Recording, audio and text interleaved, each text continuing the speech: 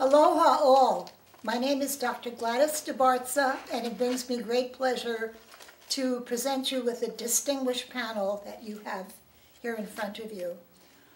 The production is called Nifty Nineties, and it refers to only the chronological ages of these wonderful people and nothing to do with their love of life, which is fantastically ageless. And we had the idea of bringing together this panel to perhaps give you a little insight what it means to live a wonderful long life, still be vital in your 90s, and maybe give us some of the secrets to their happiness, their longevity, and you will hear some very interesting things. The Nifty Nineties is a title that I borrowed from a Walt Disney cartoon made in 1941 about Mickey and Minnie Mouse. And I thought Nifty Nineties is sort of a comical, fun thing that we could call this. The panel will be run by asking them questions that they will answer individually and also will chime in. We don't have a rehearsed script, so a lot of it will be spontaneous. First of all, we already had some discussions with the group, and instead of boring you with who came here when, why don't we just say that we have an average of 35 years of residence, full-time and almost full-time, among each of these people, far outdistancing the time I've been here. What I'd like to do now is address each member of the panel and find out a little bit about their background. Where are they from originally? Where did they live in some meaningful amount of time during their long lives? And if I would like to start with Dorothy. Dorothy, from where do you hail? I think I lived in Texas longer than I lived in California. And then I lived in Texas for about 30 years. Then I came to California for 12. And each time to get out of the weather, I always came half the year to Hawaii. If you live in Dallas, you know you need to escape the heat. Dallas and is you really need warm. I came twice a year to escape the cold. Well, that makes sense. And now I know that you come from a beautiful place in California. You still come to escape the cold. Yes. So I think Hawaii has a special magnetism for you. Did you live in any countries for any length of time that might be significant in your life? I traveled the world, but I did not live long enough to really. What are some of the countries where you have visited that perhaps have made an impression on you? Well, Europe and China. Okay. Didn't you also go to Egypt? Yes, we went to Cairo when it was safe. Uh-huh. About how long ago was that? About 15 years ago. Okay. I also went to Cairo, even way before that. Did you go to the pyramids? Yes. Yes, that was on a I camel? rode the camels. Yes, that is quite an experience. Well, thank you. Well, we'll come back to you in a few minutes. Florence, dear, may we hear where you are from originally? I'm originally from Scranton, Pennsylvania. And I lived there till I met my husband. And then he took me on a world tour because we went everywhere when I married, after I married him. And that was right after World War II. And it was in the military, but he got out. But when he came out, everybody was looking for a job because the war's over, and there were no jobs to be had. So he decided to return to the military because that sounded pretty good when you meet a young lady and he wanted to get married. So I met him in April and married him in December, and off we went. And we were stationed in Germany right after the war, to end all wars. And when I think how the German people suffered during that war, they were starving to death. And we had the Marshall Plan, the United States developed, so they would pay the maids to work. even if I didn't want one, we had to have a maid because it was trying to improve the country. They had to. So they would send, government would pay, our government paid $25 to each person working for us, for one maid. And that was really 4 marks to $1. So they were getting $100, which was a lot of money in their mind. So it was quite a revelation to me, the horrors of war, when I saw how they were just at the end of their life. Yeah. I saw them take the coffee grounds, and I thought they were taking them to the incinerator. They were taking them home to bring to their family and boil the reuse them. coffee over again. So it was a very interesting experience there in Germany. Lived there for 3 years, and of course we were the warriors. Didn't you also move to Okinawa? Under Yes, the then we had military another assignment, situation? and it was 3 years in Okinawa.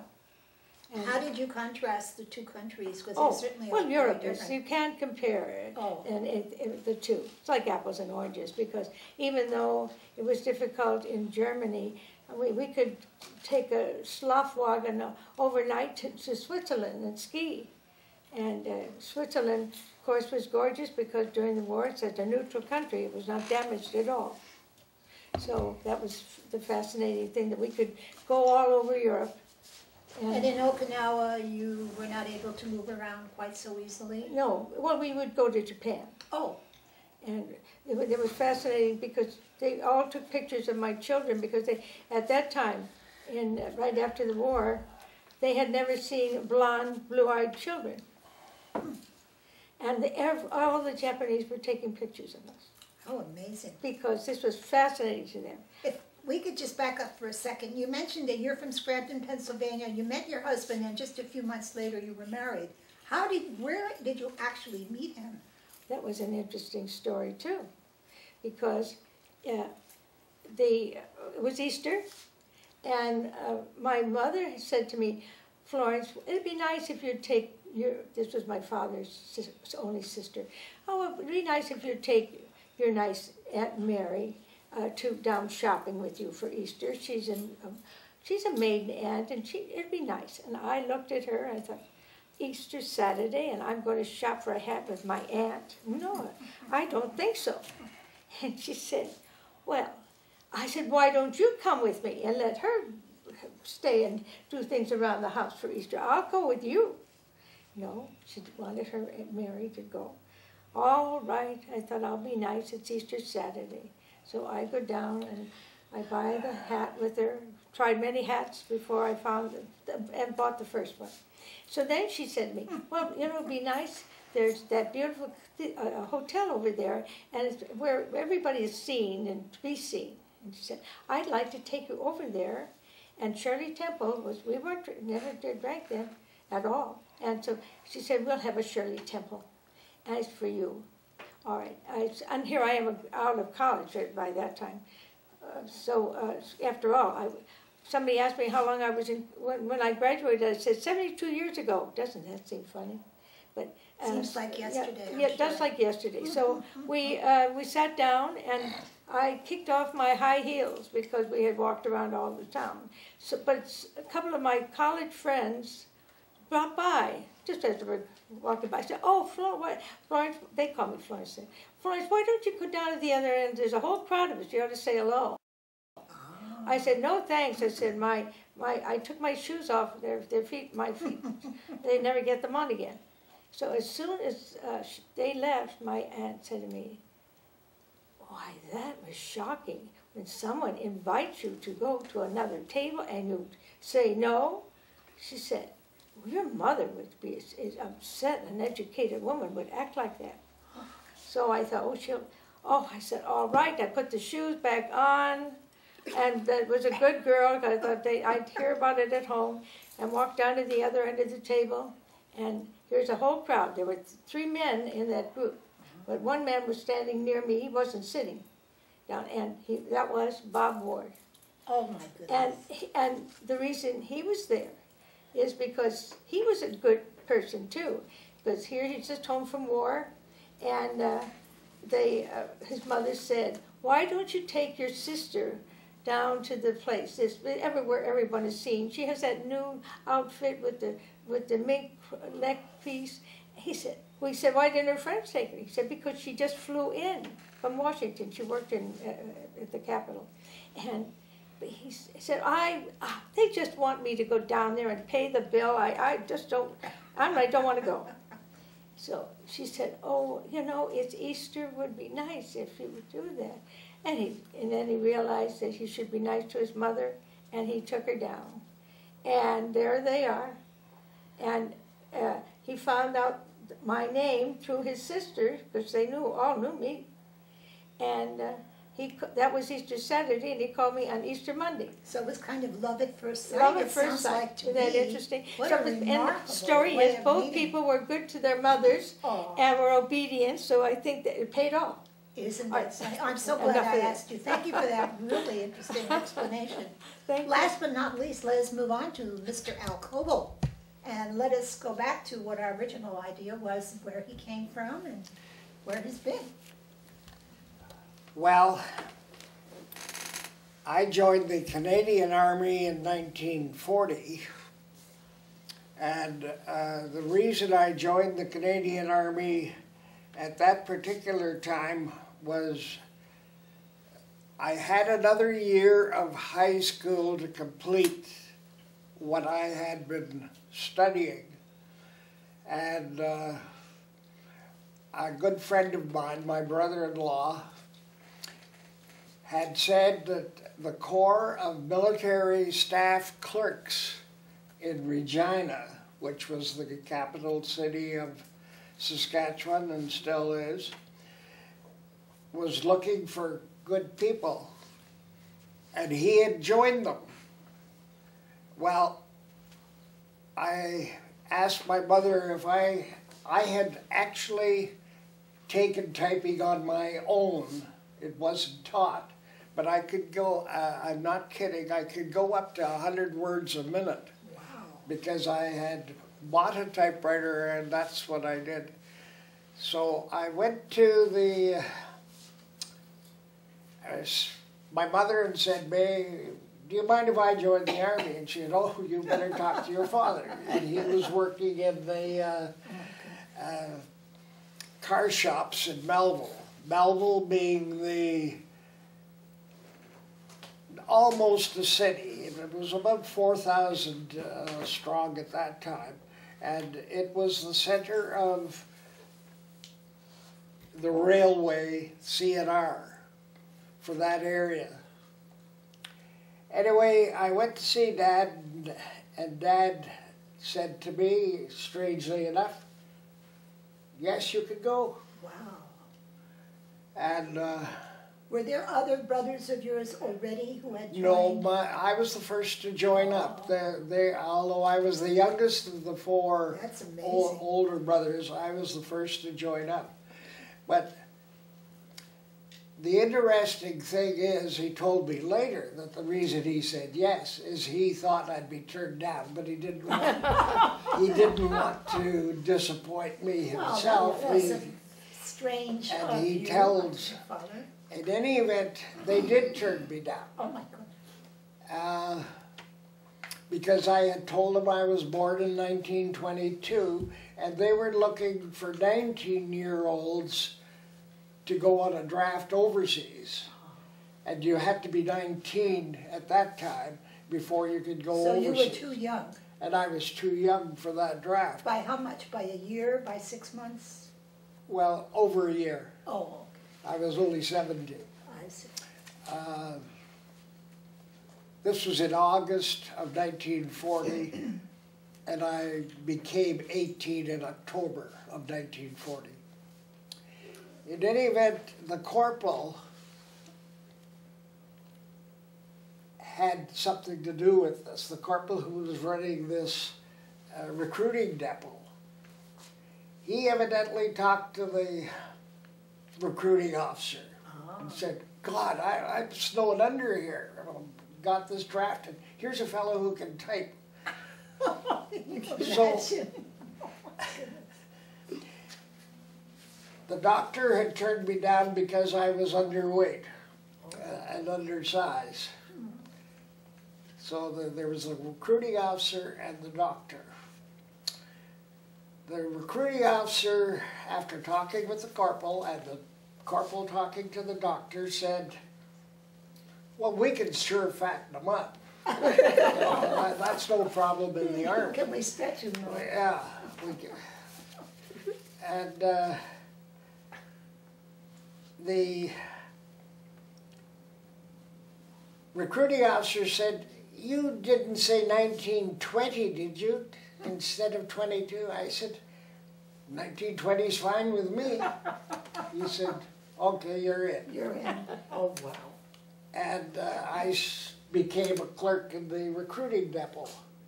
And my dad tells me this story later on to me, that he was working in the railway and someone says to him, Nick, there's a package for you in the baggage car. And he says, he went to see it, and it was all my clothes. They had sent them home while they got me into a uniform. Oh. Well, I was doing this till December, working in the recruiting depot, and then they left me alone. There was nothing doing in the recruiting depot, except that suddenly another draft came up for the artillery, Oh. and I put myself on it. You recruited yourself. Amazing. I put myself on the draft and left in January. The corporal wasn't very happy. Lost his typist, huh? Well, Were you fatter by I'm then? going to go right over quickly. I was in the Army, promoted to a sergeant. I went to Camp Shiloh, Manitoba, De Burt, Nova Scotia, and Sussex, New Brunswick, and I was promoted to sergeant and staff sergeant there, and went over with the 4th Canadian Armoured Div to England in the fall of '42, just before the Dieppe raid. Most people will know about the Dieppe raid. Oh, yes. But in any event, it was a Canadian effort, sort of a rehearsal for D-Day, basically. They found out what they did wrong. In any event,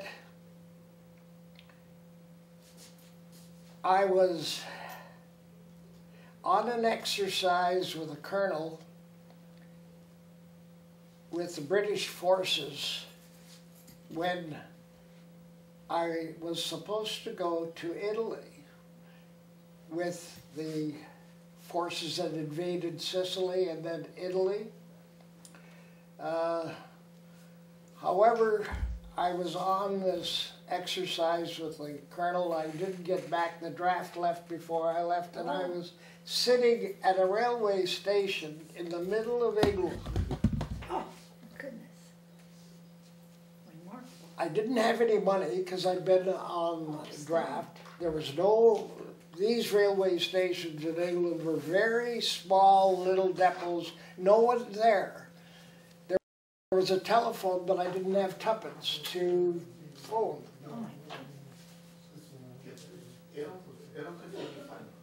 An officer and 2 other men came and said, "What are you doing here, Sarge?" And I said, "I have no idea how to get out of here. There's no train, and I have no money." He said, it turned out they were from 1st Canadian Army headquarters. Oh, wasn't that good?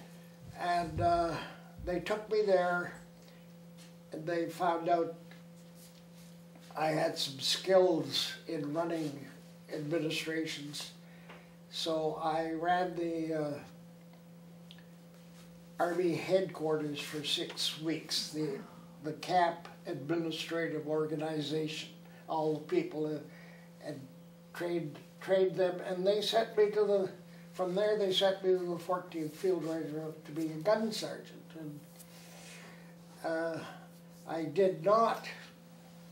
became a gun sergeant. We trained for D-Day on a Sherman tank with 105 millimeter guns, but the turret was cut off.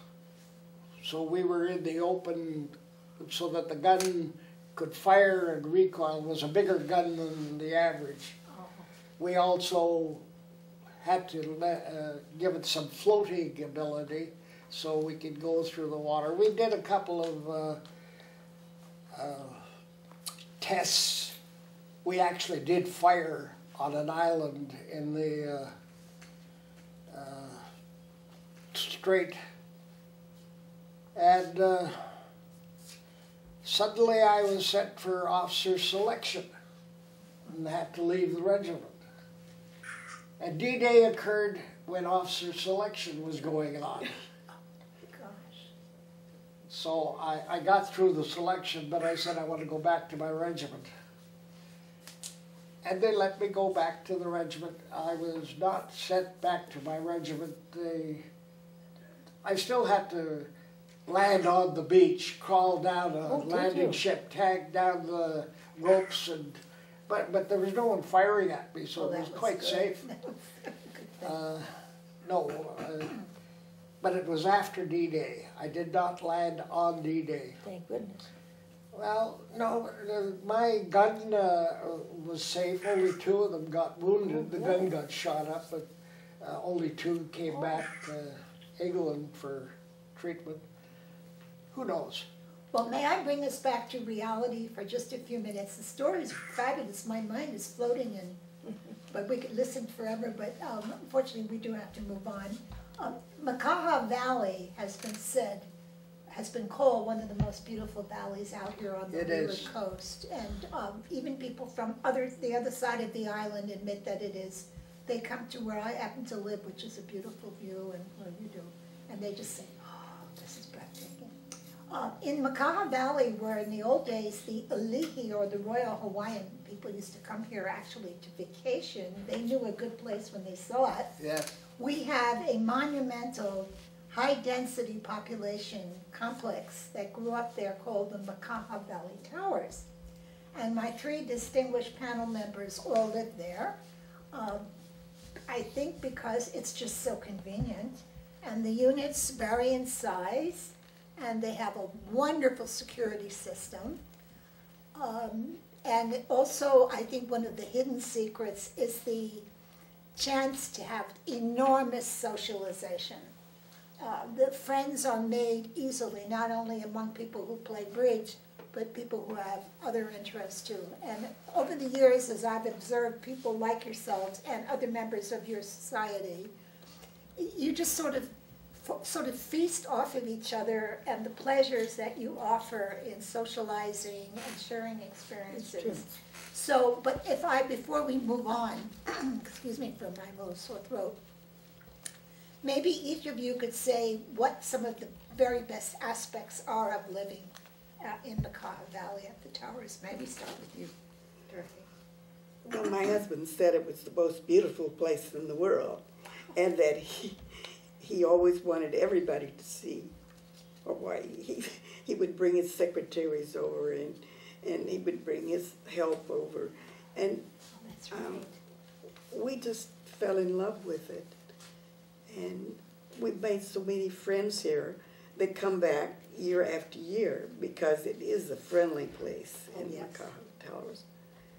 And we just have, I wouldn't take for the life I've led coming back for half a year, every year for the last 30 years, and just meeting wonderful people from all over the world. Oh, I know, I've noticed, and they are from all over the world, and then you kind of keep track of each other by some kind of coconut grapevine, and you all seem to know the next season and who's coming when, and so on, and I think it's just marvelous. It's just wonderful. And what are some of the things you like, Flo, about living there? Well, the same as Dot, because really the friendliness of the people that we've met through the years, and Bridge really brought it about because we met so many wonderful people that come back that were like one big family. They help us out whenever we need help, and they are always having parties. We always say those Canadians are great party people. And we wait for those parties, and it's been a wonderful experience all these years, and it's a marvelous place to live. And if I may just add a little bit here, Mrs. Ward is also known as Mother Superior because she is such an excellent bridge player. And maybe our viewers are saying, well, why are they always talking about bridge? Well, many studies have been made on people that have played bridge into their golden years, and they find it's one of the most marvelous ways to keep the mind stimulated, work on your mathematical abilities, your memory skills, and the advantages far outweigh the long hours that are spent playing. So that would be it. And another thing, before we move on to Mr. Coble, Florence, maybe because her living abroad, being an officer's wife, has developed these skills of being very diplomatic. And she just about can move in any circle, and people just come by and they just love her and kiss her from all walks of life. I've seen it happen. And this includes the staff at places as well as people of quite high positions. Well, thank you. It's been an honor to know you and continue knowing you. Now let us move on Likewise, to our... it's a pleasure knowing you, too. Thank you. Let's move on to our warrior. What do you like about living at the Towers? Well, I first came to Hawaii and lived for off and on at Castle Surf Apartments next to the Elks Club and across from the park. Kapiolani, I think. In 1982, we had Hurricane Eva, and the park was really ripped up, and the beach in front of us was changed completely. A friend of mine, George Riddell, had looked at apartments at Makaha and taken some video and brought them back and showed them to me. So I came down with 3 of my friends and went to the beach at Makaha, came up to the Towers and asked if I could see them. Well, as you say, they had excellent security. They wouldn't let me in. And it's true, it's that way right today. what I did was Sugarcane Realty had a sign up. I said, well, I want to go and see one of these signs. So I joined her group. They let me in to join her group. Clever. I saw this apartment that I live in now, No kidding. 614, and I bought it. This was in 1985, Wow. and I've been happy ever since. That's almost 30 years. But one of the other reasons was the Waianae Army Recreation Center was a great place to socialize. Absolutely. And also golf clubs. I was an avid golfer. I'd still like to be, but I'm not as avid as I used to be. And yes, the bridge, Charlie White, who's now passed away this year, and I used to play bridge by the pool, along with some just pickup bridge, I see. contract bridge, that was. Well, that was nice. But I certainly do enjoy playing with the group that you have mothered. And, That is so, that's adorable. and people are all so marvelous. I now have a next door neighbor who doesn't play bridge, but you meet your neighbors, you talk to them, you enjoy each other's company. Indeed. That's wonderful, and I was just going to say, I also live out here, but I do live on an agricultural property, so our neighbors are few and far between, and we don't have that wonderful camaraderie that you do. That's true. It's rather isolated, in fact, and my background is from New York and California, and also in the arts, So I was thrilled to see that very recently the Makaha Art Gallery suddenly was born in the Makaha Marketplace. So for those of you who haven't been in there, go in. It's really fabulous. Oh, really? And that's where I came across, and this is a little plug they didn't expect. This particular book is for sale, Historic Y&I. Oh. It's for sale at the art gallery, and I've always wanted to get it, but unfortunately, it's a little pricey. 1973, they stopped printing it. So the copies they have are, that's it. So prices range from author-signed books like $100 down to $55. But this is from our Y&I Public Library that I was able to borrow. But I just want to bring this to the attention of our viewers, that this is well worth a book to look at. And it's full of photographs that are from private collections. So I just mentioned that. So I think culture, as we know it. Also, Hawaiian Studies is being offered, a wide number of courses at the Little Leeward Community College we have here. And that's again for our viewers. So it's always nice to know about the host state where you live and its wonderful background. Well, I saw the beautiful artwork your students did. Oh, thank you. All those portraits that they drew was very impressive. Yeah. Over the 7 years teaching art at Y&I think about 200 people passed under my, Yeah, maybe. Well, I certainly can attest to your beautiful property, and I did manage to get one tree into it. Yes, you did. Oh, did you?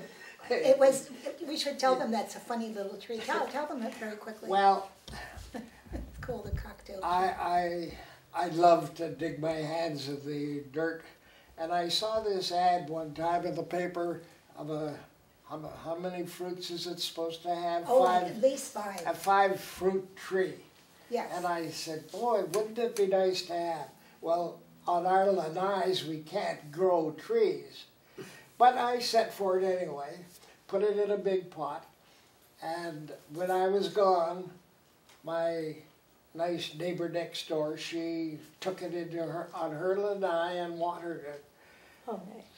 But when I came this spring, it was too big to stay on the lanai, so I took it Over to your Over place. to my place. took it to her place, and it now has a home. And I hope we can all take a fruit from it I someday. hope so, I hope so too. 3-4 years from now. Yeah, I guess. consequently, I nursed it and rehearsed it and played water on it and all that. And it actually, it's a trunk to which 5 different varieties of fruits have been grafted. Yeah. So they think that that's the mommy, okay? Yeah. But they all look different.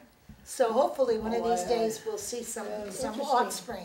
Very interesting. Okay, I'm gonna Well, move we have a on. date then. 5 years from now. You got Absolutely, or sooner, I'll check when I get home today. I'll and see settle if for it a tomato. blossoms. Okay, I'm going to move on to a section that I think is of very great interest to our viewers.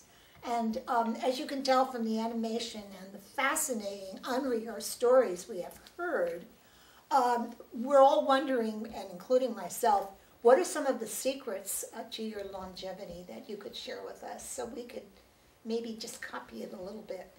Let's start with Dorothy. To have all the my amazing friends I have, and to look forward to something every day. My mother lived to 104, and that was her motto: have something to look forward to every day. That is wonderful. And could that something be also sometimes just being your best own company? I think so. Don't you think sometimes you You need can time either just to be take tranquil? people, or you you can be by yourself. Yeah. You can just look at that mountain and be happy, Exactly, and meditate. and the rainbows and the scenery. You can be happy just looking at the scenery. Okay, true. so then you would say definitely socialization, and you also have the gift of longevity through your genes, which we don't always have, That's right. and then also contemplating nature is important. Yes, it is. All right, good. Well, that gives us a nice selection. And Florence, what would you like to add to that? Or Well, so my question again is what?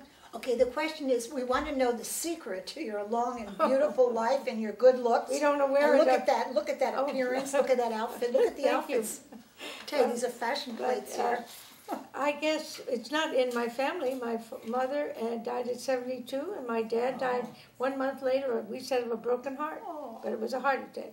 So 72. So we don't know where it's coming from because I'm going to be 93 April 13th, and my sister will be 92 in August, and my brother 89. So my brother said, "Well, Florence at this age she can't see." Because I have macular degeneration. I forgot to even mention, you So can't tell with those beautiful blue eyes. He said, well, Florence can't see, Alice can't hear, and he said, I can't walk. Because he was a coach and he beat up his legs so I thought that was funny. It's a perfect description. But it's her happy disposition. She does have She a makes very- everybody laugh. You know, that's true, and we forgot to mention that she also had 8 children. Yes. Just in yes. fact. That was our biggest accomplishment, You really. and your husband, yes. Oh, that is so beautiful. But see, then I have that many people now to want to take care of me, so that's nice, too. Yes, yes, lovely. All right, Al, would you mind telling us some of your secrets of longevity? Well, I think that the secret to longevity is to be happy within yourself. And I think it was Stuart Chase wrote an essay about the luxury of integrity. And I've forgotten the story and I wouldn't tell it now. But I read it when I was going to university and it influenced me a lot. To your own self be true. And if you do the right thing, you have it may not be right in other people's eyes, but it's right for you. Mm-hmm. You have a happy conscience and you can enjoy the fruits of life. And that, I think, is basically why I continue to enjoy life. Look at my luck right here. And I think also your sensitivity to others, probably. I think we all probably try to practice that. Yes. And he helps other people Oh, so yeah, much. that's right, that's right. He is the so-called chauffeur. It makes you happy to make others You're feel right, good. Dorothy. That's right, yes. That's why I said I would play with anyone in bridge, because I thought, I'm glad you it's said just bridge. enjoyable. But I do love playing with you, Dorothy, and with you, and with you. But I wouldn't. She doubles a lot. He does, yes. Well, that's part yes, of he the does, fun. doesn't he? Mr. That's Double. part Mr. of the Double. fun. We'd like him to use ACBL, which is American Contract Bridge Rules. Al Coble has his own rules. Okay. But he remembers every card. That's his secret. That's the one thing. You have a wonderful mind. But if he would only use those bridge rules, we could have a great time together. All right, now as you can see, viewers, this discussion on bridge, we hope it's stimulating you to look into bridge. That's a Go good. on your computer, go online, and see what it is that they're basically bantering about, these different rules and doubling. It's kind of a form of gambling, and we all have that in our nature. So I think that kind of concludes, and a good place to sort of wind up our Nifty 90s distinguished panel discussion. Well, and Unless also, you'd like I to just add have one more something. thing. Of course. Because in bridge, here I am considered legally blind, and I can play bridge. That's very Yes, you important. can. And to me, that's She's why good it's bridge. important. I'd be sitting home in a rocking chair, Oh, and I that is couldn't so play. Oh, that would be terrible. So, and if Delora hadn't color-coded the cards, and they all used those large cards, the director said, well, let everybody use large cards. Yes. And so we all, he said, who knows who might need them the next year. And Delora Hutton was my angel because she's the one that made it possible for me to play bridge. He color-coded every card. So that And once again, for our viewers, for those of you who may be in senior homes or assisted living, if you haven't taken up bridge, this would be a wonderful time. And as you just heard from Flo, it's possible to purchase large bridge cards. And in Yeah. fact, I'm not legally blind, but I don't care. I love the large bridge cards. I think we've all gotten so used to it. Yes. So all I can say is you can make do with things that maybe you think you couldn't. So anyhow, thank you so much, all of you. It's been such a pleasure. to have you here, and I think our worlds have become richer, whether we're on camera or off, and the rehearsals that we've had and our informal discussions. God bless you all. Well, God bless you.